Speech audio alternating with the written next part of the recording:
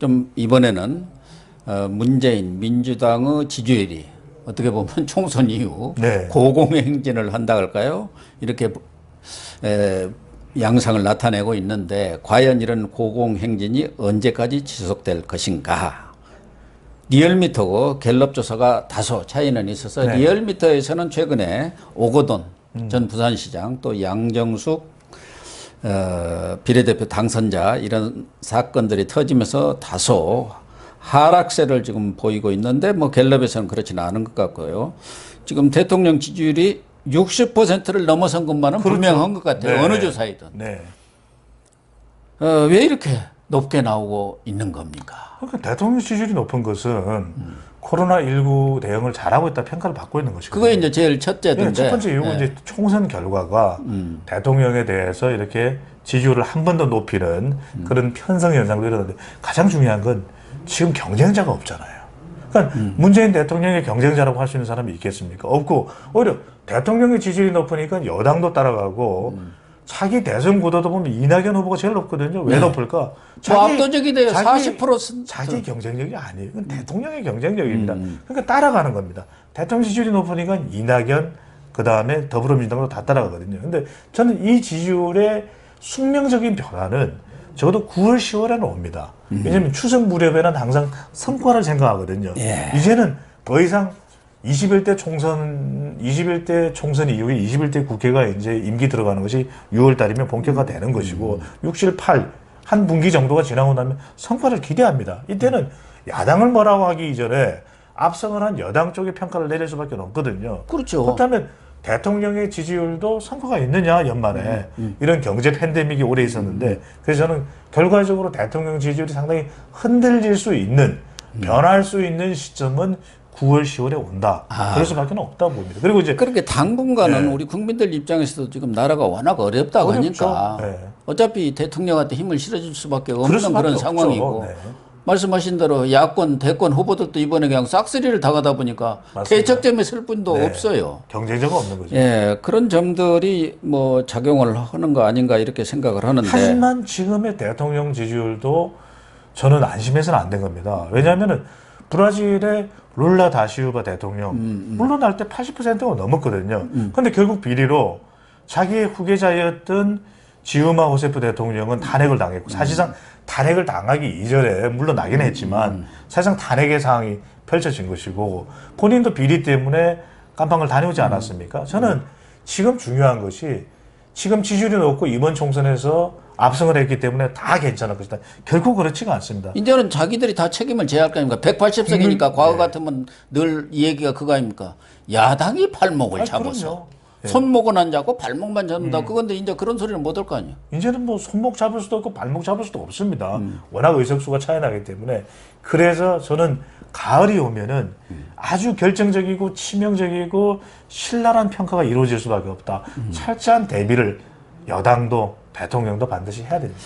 이번 오거돈 전 부산시장이라든가 또 양정숙 사태 이것은 누가 보더라도 이미 총선 전에 여권 수뇌부가 파악하고 있었다고 보는 것이 합리적인 해석 아니겠습니까? 그렇게 중요한 사항을 모를 리가 없는데 이런 사태가 총선 후에 터지면서 과연 민주당과 대통령의 지지율에 약간의 영향을 미친 것 줬죠. 같은데 생각보다는 네. 예를 들면 그게 대선 전 아니 총선 전에 터졌다면 엄청난 영향을 미쳤을 거예요.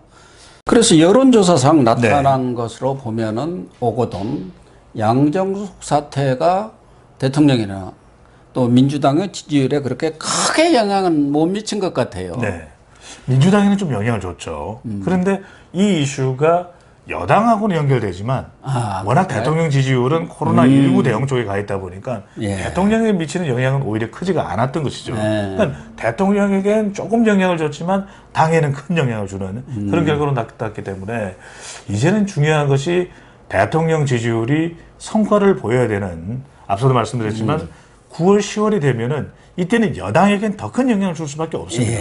그렇기 때문에 중요한 것이 얼마만큼 압승을 했지만 21대 총선 공룡정당으로 출발하게 되는 더불어민주당이 경쟁력을 독자적으로 보일 수 있느냐, 대통령 지지율에 의존하지 않고, 이것이 매우 중요할 수밖에 없고, 이 사실은 9월, 10월에 나오는 경쟁력이 물론 미래통합당도 어떤 보수 혁신을 하느냐도 매우 중요할 수가 있습니다. 예. 그래야만 사실 여당에서의 문제점으로 발견되고 지적되는 부분, 대통령 지지율이 내려갈 때 그 반사이익을 가져올 수가 있는 것이거든요. 예. 지금은 그러니까 대통령 지지율이 빠져도 미래통합당 쪽으로는 안 간다라는 겁니다.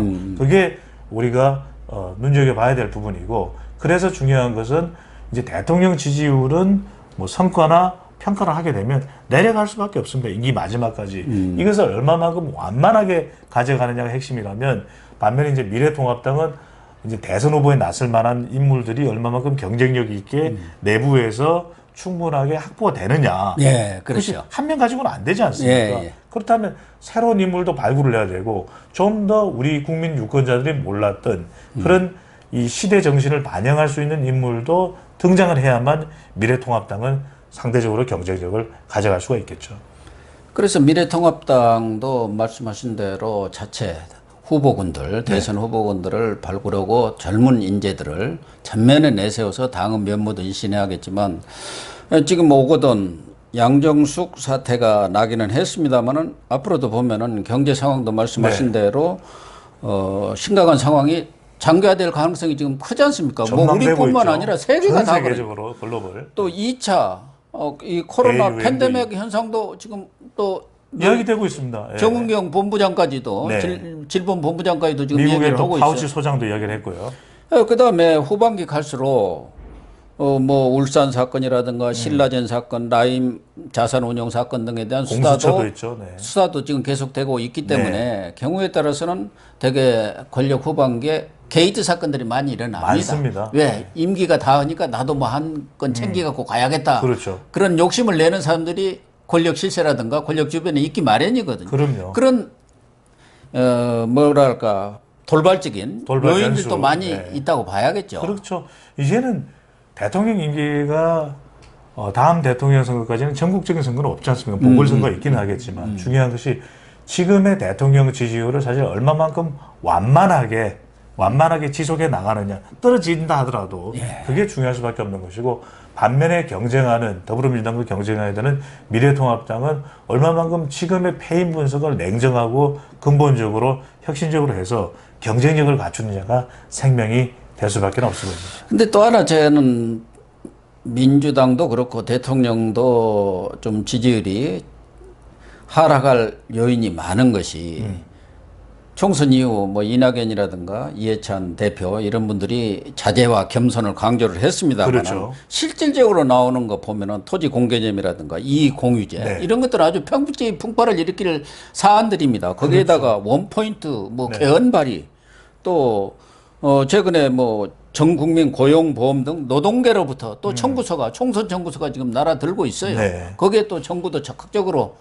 뭐 이 손발을 맞추고 있고 이런 부분들이 우리 국민들한테는 상당히 피로감으로 작용하지 않을까. 그게 중요하죠.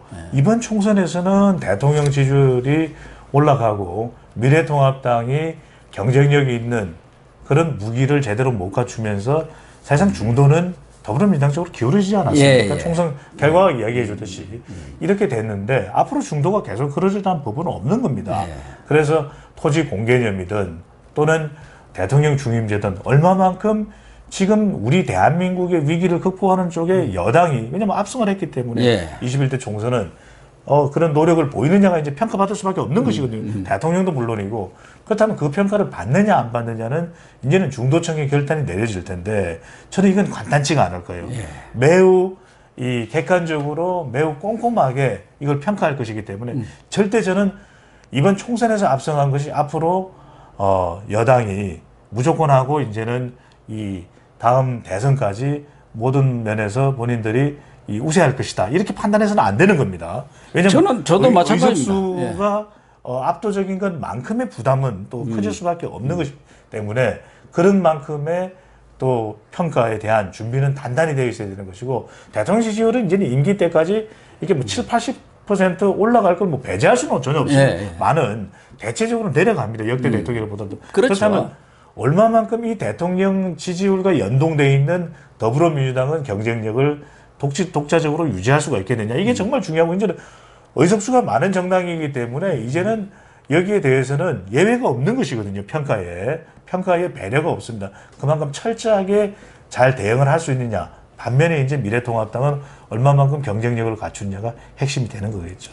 네, 시청자 여러분, 제가 여러 차례 얘기했지만 총선에 패했다고 너무 기죽을 필요가 전혀 없다. 이번 총선 결과로도 보면은 지금 선거 제도가 말하자면은 다수가 독점하는 그런 선거 체제 아닙니까? 소선거제이기 때문에. 그래서 그렇지 지지율을 보면은 통합당이 41.5%, 민주당이 49.9%입니다. 이게 42대 50이에요. 별 차이가 없는 것이고, 더군다나 정당 투표에서는 미래한국당이 33.84%로 33.35%를 얻은 더불어시민당을 이겼습니다.